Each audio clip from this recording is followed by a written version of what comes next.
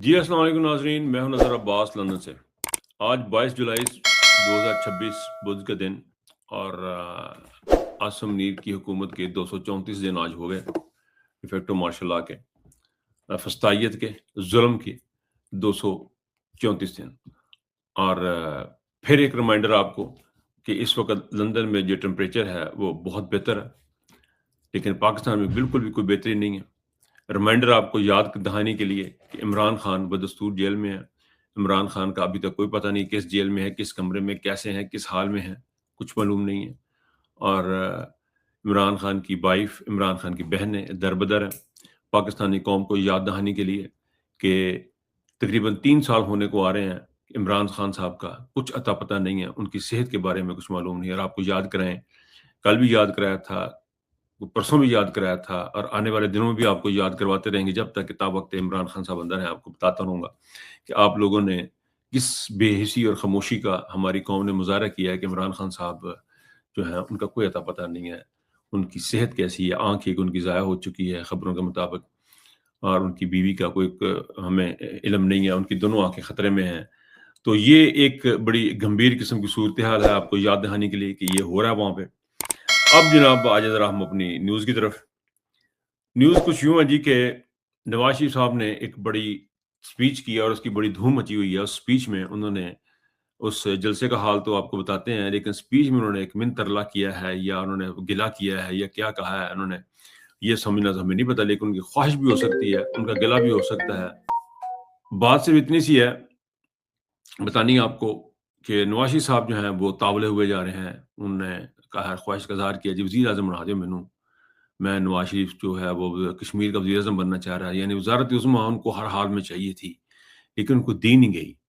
वो इतना ताकतवर शख्स था कि जो जिसके लिए सुप्रीम कोर्ट तक उठ के अंगूठा लगवाने के लिए एयरपोर्ट तक चली गई। वो इतना ताकतवर शख्स इस वक़्त रो रहा है, बिलबिला रहा है, कभी गिले करता है, कभी ख्वाहिशों का इज़हार करता है वज़ीर-ए-आज़म बनने के लिए। यानी ये हाल हो गया उनका। और जलसे की सूरत-ए-हाल ये है कि जिसका बड़ा ढिंढोरा पीटा गया, फ्रंट की 4 लाइनें दिखा के जो उसका बहुत बेतहाशा उन्होंने क्यों ढिंढोरा पीटा गया, उस जलसे के बारे में खबर ये है जी कि ऑफ़िशियल खबरें हैं, जो ऑफ़िशियल वहाँ के जो पुलिस के ज़राए हैं, वो बता रहे हैं, जो इंतज़ामिया के ज़राए हैं, वो बता रहे हैं कि जी सियालकोट से और फैसलाबाद से भी, सियालकोट से भी, इस्लामाबाद, रावलपिंडी से भी बसें लाई गई हैं और वो उनको लोगों को लाया गया है। और वहाँ फिर क्योंकि इनका नाम जो है वो अ खानदान शुगलिया रख दिया शहबाज साहब ने, तो खानदान शुगलिया ने वहाँ पे शुगल लगाया और उस शुगल में उन्होंने 2 करोड़ भी किसी फ़कीर मलंग आदमी को दे दिए। ये वही नवाज़ शरीफ साहब हैं, जो मैं कुर्बान, कुर्बान, आप पे नोट कुर्बान, आपके पैसे कुर्बान, लिया में गए, वहाँ पे वो उन्होंने कुर्बान कर दिए अरबों रुपया, और वो पता नहीं किसके ऊपर कुर्बान कर गए, वो किसके हिस्से में हमें अभी तक नहीं पता। फिर वो जहांगीर तरीन के हलके में गए, वहाँ पे जाके अरबों कुर्बान, कुर्बान, आप पे सब कुछ कुर्बान। और पाकिस्तानी कौम जो है वो उस पे भंगड़े डालती रही वो, और वो किसके ऊपर कब कुर्बान हो गए, वो पैसे कहाँ चले गए हमें नहीं पता। अब भी 2 करोड़ रुपए एक मलंग के आदमी को दे दिया है, और उस बंदे का सुनने में आ रहा है कि शायद वो घर के को मुलाजिम है, जिन कपड़े पवा के तैयार श्यार करके उसे नचन का कहता है, उन्हें को भंगड़ा पाया है। यानी ये है खानदान शुगलिया। ये मुगलिया के बाद ये खानदान शुगलिया जो है वो बड़ा जबरदस्त किस्म का उन्होंने अपना रौनक मेला लगाया हुआ है। और ये हमारे मुकद्दर हैं और ये हमारे नसीब हैं कि इस किस्म के लोग जो हैं, और ये एस्टेब्लिशमेंट ला ला के उनको थोप रही है, ला ला के थोप रही है, जबरदस्ती थोप रही है। और ये भी उसका हिस्सा कैसे बने हुए हैं। अब ये देखें कि ये खानदान कश्मीर में कर क्या रहा है, कश्मीर में हिस्सा कैसे बना हुआ है। कश्मीर की सूरत हाल ये है जी कि वहां पे एहतजाज अरूज पे है, वहां पे लोगों की लाशें गिरी हैं, वहां पे लोग मरे हैं, और ये खानदानी शुगलिया जो है आसम नीर के शुगल में शामिल होकर वहां पे शुगल लगा रहा है। और वहां पे शुगल ये लगा रहा है कि एक तरफ यानी वहां पे इतने बड़े पैमाने पे एहतजाज हो रहे हैं, शहर बंद है, वहां छोटी जी ग्राउंड एक लैंदे ने, उस ग्राउंड 4 बंदे इकट्ठे करते हैं, अपना शुगल मेला करते हैं, ड्यूटी जाते बंदर लेके नाचते हैं, और उस नाच मेले को उनकी अपने शुगल को देखने के लिए या दिखाने के लिए अपनी शुगल को लोगों को इस्लामाबाद से, पिंडी से, फैसलाबाद से, गुजरांवाला से, सियालकोट से, जहां से भी उनको 2-2 4-4 बसें मिली, वो वहां पे बस ले गए। लोगों ने भी सोचा कि यार इतना बड़ा सफर है, फ्री में हमारा हो रहा है, वहां पे जाएंगे, मौसम भी तरह से बेहतर होगा, تو پنڈی اسلام آباد فیصل آباد میں جو موسم کی گرمی ہے اس سے تھوڑی سی جان چھوٹے گی، تو وہ وہاں پہ گیا نا، ہمیں کافی شغل لگایا. اور حقیقت جو ہے وہ حال یہ ہے اس پروگرام کی. میں ان کو بلیم نہیں دیتا جو چلے گئے ہیں، وہ بڑا اچھا کیا چلے گئے، چند دن گرمی کے بغیر بھی ان کے گزریں گے تو بڑا اچھا انہوں نے کیا، وہاں پہ چلے گئے. لیکن دیکھیں یہ ہے، یہ خاندان کیا کر رہا ہے؟ یہ خاندان جس کشمیر میں لاشیں گری ہیں اس کا ایک ذکر نہیں کیا انہوں نے، ایک لفظ نہیں بولا. کیوں نہیں بولا؟ کیونکہ عاصم منیر نہیں چاہتا. عاصم منیر جو چاہے گا وہ صرف وہ کریں گے. عاصم منیر صاحب یہ چاہ رہے ہیں کہ لگے کشمیر بڑا زبردست قسم کا حساب کتاب ہے. یہ 4 بندے بیٹھے ہوئے احتجاج کرنے کے لیے، لیکن حقیقت یہ ہے کہ ان کے پاس 2 بندے ہیں یہ تماشا دیکھ شغل لگانے کے لیے، اور شغل دیکھنے کے لیے صرف 2 بندے ہیں، 2 دیکھنے والے ہیں اور 2 لگانے والے ہیں. اور وہاں پہ ہزاروں کشمیری جو ہیں وہ احتجاج کر رہے ہیں. وہاں پہ 30-35 لاشیں گر چکی ہیں، شہید ہو چکے ہیں کشمیری. احتجاج کس بات کا؟ ہمیں کھانے کے لیے سہولیات چاہیے، پینے کے لیے سہولیات چاہیے، ہمیں ہمارے اسپتالوں کے لیے سہولیات چاہیے، ہمارے بچوں کے لیے پڑھائی کی سہولیات چاہیے، یہ ان کو چاہیے. اور اس کے لیے یہ خاندان جو ہے اس نے اپنا ہی شغل لگایا ہوا بیچ میں.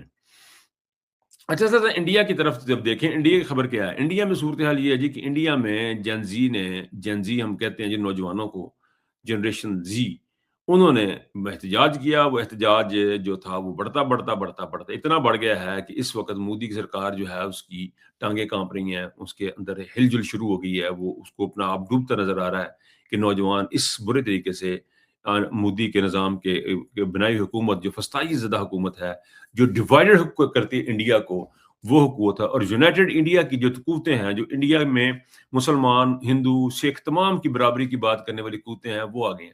اس پروٹیسٹ میں خوبی جو نظر آئی ہے وہ یہ آ رہی ہے کہ یہ لاجک بیسڈ ہے. مطلب اس کی کوئی تک بندی سمجھتی، ایشو بیس کہہ رہے ہیں، ایشو اس کے اوپر ہے. یہ پراپر ایشوز ہیں. تعلیم کا ایشو کے اوپر یہ احتجاج شروع ہوا اور بڑھتا یہ اب یہاں تک بڑھ گیا ہے کہ اس میں وہاں کے جو سٹارز ہیں وہ شامل ہو رہے ہیں. جب میں نے نصیر الدین شاہ کی ویڈیو دیکھی، جب میں وہاں پہ باقی جو پولیٹیشینز کے ساتھ کھڑے ہوئے میں نے جب فنکار دیکھے، تو مجھے اپنے پاکستان کے فنکار یاد آئے، اور مجھے پاکستان ٹیم کے وہ لوگ یاد آئے جن کو انگلی پکڑ کے عمران خان نے چلنا سکھایا. وسیم اکرم جیسے جو کہ جھکے ہوئے تھے. وہاں جو سلطان تھا، سوئنگ کا سلطان جھکا ہوا تھا، ایک گند کی ملکہ کے سامنے جھکا ہوا کھڑا تھا، وہ ہم نے دیکھا. پھر ہم نے یہ بھی دیکھا کہ کس طرح خاموشی اختیار کی تمام ستاروں کی طرف تھے. یہ سارے کے سارے اسٹیبلشمنٹ کے غلام ہیں، جرنیلوں کے غلام ہیں، یہ پیسے کے غلام ہیں. اس پاکستان کے تمام کا تمام میڈیا جو ہے، چند 1-2-4 لوگوں کو چھوڑ کے جو آوازیں اٹھاتے ہیں ان کو چھوڑ کے تمام کا تمام جو فنکار ہیں وہ صرف پیسہ، بھوک اور ننگ کے اوپر ڈانس کر رہے ہیں. لہو کی لاشوں کے اوپر ڈانس کر رہے ہیں ہمارے فنکار آرٹسٹ. میں حیران ہوا ہوں ان کی جو موویز آ رہی ہیں اس ماحول میں، جس ملک میں آپ کا ملک میں نہیں، قانون نہیں ہے، فسطائیت عروج پہ پہنچی ہوئی ہے، لوگوں کو سر عام پکڑا جا رہا ہے، وہاں پہ خاموش تماشائی بنا ہے پاکستان کا فنکار. لیکن انڈیا کا فنکار رفتہ رفتہ ان کے ساتھ کھڑا ہو رہا ہے. انڈیا کا فنکار اپنی آواز اٹھا رہا ہے. انڈیا کا جو بزرگ اپنے بچوں کے ساتھ کھڑا ہے. انڈیا کا جو لوگ ہیں، میں انڈیا کی تعریف کرنا نہیں چاہ رہا، میں یہ بتانا چاہ رہا ہوں کہ وہ کس طریقے سے کھڑے ہیں. اور ہمارے صحافی کیا کر رہے ہیں. فروخ کلاسرا صاحب نے ایک ٹویٹ کی ہے جی، اس ٹویٹ میں دکھایا جی کہ کسی خاتون کو ایک پولیس والے نے تھپڑ مارا، اور اس پہ انہوں نے بات کی ہے جی کہ واہ جی واہ، بڑا ظلم ہو گیا، یہ تو بڑا تباہی کر دی ہے. گریٹر انڈیا جو ہے اور انڈیا کی ڈیموکریسی کے منہ پہ تماچا ہے. اور اپنے ملک کی ڈیموکریسی کا حال یہ ہے کہ یہاں پہ ڈی چونک میں لاشیں گرا دی گئیں، یہاں پہ وہ کرین پارٹی کی لاشیں گرا دی گئیں، یہاں پہ کشمیریوں کی لاشیں گرا دی گئیں، پرامن مظاہرین کی لاشیں گرا دی گئیں. روف کلاسرا کو بالکل نظر نہیں ہے. پاکستان کے بڑے بڑے صحافیوں کو نظر نہیں ہے، بڑے بڑے لوگوں کو نظر نہیں آئی، بڑے بڑے فنکاروں کو نظر نہیں آئی، بڑا پاکستان کا جو ایلیٹ کلاس اس کو نظر نہیں آئی.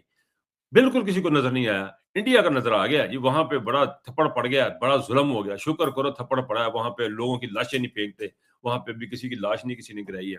وہاں پہ سکھوں کا اتنا بڑا اجتماع ہوا تھا کہ 6-7 مہینے 8 مہینے غالباً سال ایک چلا تھا، سکھوں کا پروٹیسٹ چلا تھا. اس پہ کسی نے گولی نہیں چلائی تھی، کسی نے آ کے آنسو گیس کے شیل نہیں مارے تھے، ربر بلٹ نہیں ماری تھی، لائیو گولیاں نہیں چلائی تھیں. پاکستان میں وہ سب کچھ ہوا، لیکن روف کلاسرا کو نظر نہیں آیا.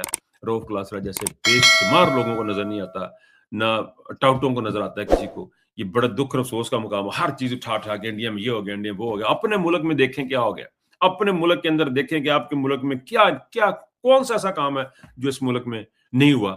اس آصم منیر نے نہیں کیا, اس جرنیلوں نے نہیں, ان جرنیلوں نے آ کے یہاں پہ نہیں کیا, عدالتوں نے جو ظلم کیے ہیں وہ نہیں دیکھ کے آپ کو نظر آئے, آئین ٹوٹا آپ کو نظر نہیں آیا, آپ کو نہ کہا آپ کو انڈیا کی چیزیں نظر آ گئی. یہ ہماری اوقات ہے, یہ ہمارا سسٹم ہے. اور ہماری جنزی کو دیکھ لیں, پونڈیگر نکلے نے, کوئی نچر نکلے نے, کوئی ڈرامے کر رہے ہیں, ان کے پاس ہائی وہ اکٹھے نہیں ہو پا رہے.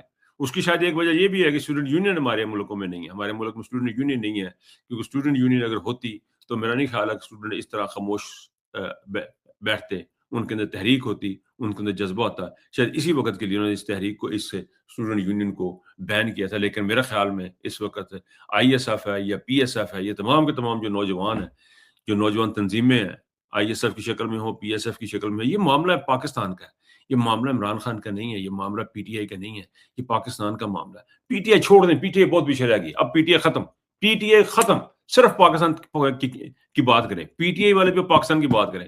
پی ٹی آئی جیل میں بیٹھی ہوئی ہے, جب وہ باہر آئے گی تو پھر ہم پی ٹی آئی کو دیکھیں گے. ابھی ہمارا صرف پاکستان کی بات کرنی ہے, پاکستان کی مظلومیت کی بات کرنی ہے, پاکستان کے آئین کی بات کرنی ہے. پی ٹی آئی کا آئین نہیں ٹوٹا, پاکستان تحریک انصاف کا آئین نہیں ٹوٹا. یہ جو ملک میں عدالتیں برباد ہوئی ہیں, پاکستان تحریک انصاف کی عدالتیں برباد نہیں ہوئی ہیں. یہ جو چیزیں جو ہو رہی ہیں, ہم یہاں پہ, میں میری بات کا شاید کچھ اور مطلب نہ لیا جائے, ہم نے یہاں پہ انٹرا پارٹی الیکشن میں پینل نے حصہ لیا, اس پینل کو میں نے سپورٹ کیا, سارے میرے بھائی ہیں, لیکن وہ بھی صرف اس لیے لیا کہ ہم نے پاکستان کی بات کرنی ہے. اس سسٹم کے اندر رہتے ہوئے ہم نے کوشش کی ہے کہ پاکستان کی بات کریں, بات ہم صرف پاکستان کی کریں گے. اور لندن ہو یا پاکستان ہو, کوئی بھی ہمیں پارٹی کے ڈسپلن کا بتائے گا یا پارٹی کے ڈسپلن میں رکھنے کی کوشش کرے گا یا پارٹی کے ڈسپلن کے پیچھے چھپنے کی کوشش کرے گا, ہم اس سے بالکل آزاد ہیں.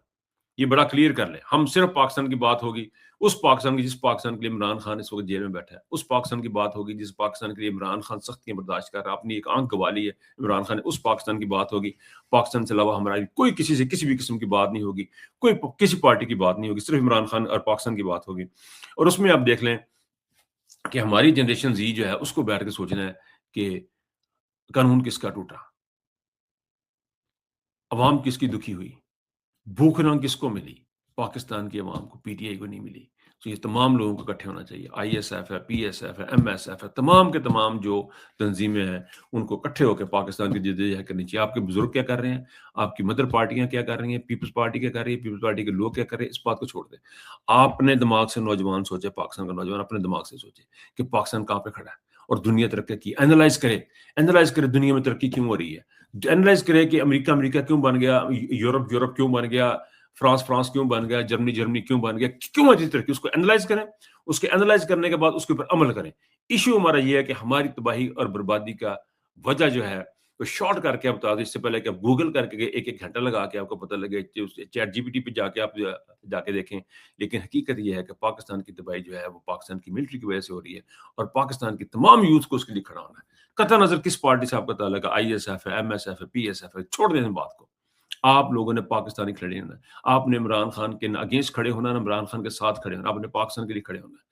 اگر اس پاکستان کے لیے کھڑے ہونے سے اگر عمران خان کا فائدہ ہوتا ہے تو ہو جائے, اگر نواز شریف کا فائدہ ہوتا ہے تو ہو جائے, ہمیں کوئی پرابلم نہیں ہے.